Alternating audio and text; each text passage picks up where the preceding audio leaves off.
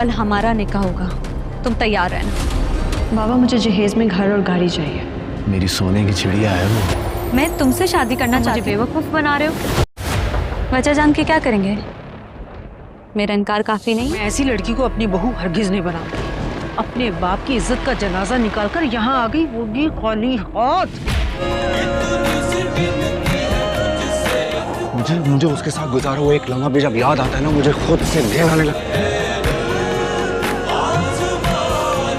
मिरहा इतना अंदाजा तो कर चुकी है कि शारिक और उसके घर वाले किस कदर लालची हैं। शीरी को जानबूझकर कहेगी कि वो शारिक के साथ शॉपिंग पर जाना चाहती है।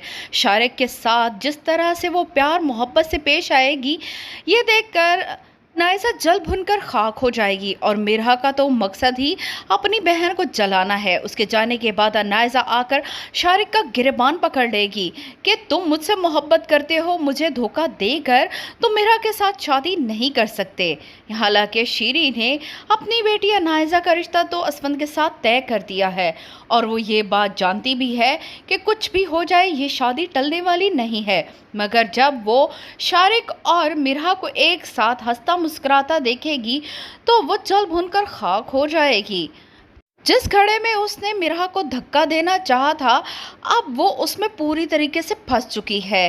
फ़ोन करके शारिक को कहेगी कि वो जल्द अज जल्द उससे निकाह करना चाहती है और शादी वाले दिन घर से भाग जाना चाहती है।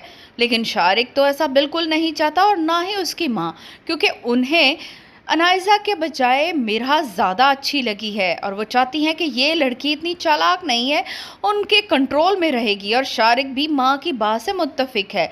मगर जैसे ही अनायजा अपनी बारात वाले दिन उनके घर आ पहुँचेगी, उनका तो सारा मंसूबा धरे का धरा रह जाएगा।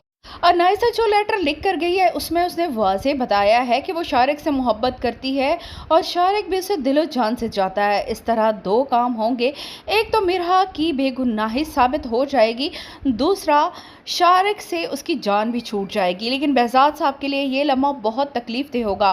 वो हाथ जोड़कर असफन से कहेंगे कि वो उनकी मासूम बेटी की ज़िंदगी को ख़राब होने से बचा ले, क्योंकि लोग तरह तरह की बातें करेंगे कि शादी वाले दिन उसका दूल्हा क्यों नहीं आया। तब असफंद मिरहा के साथ निकाह कर लेगा और अनायजा की बदकिस्मती यहीं से शुरू होने वाली है।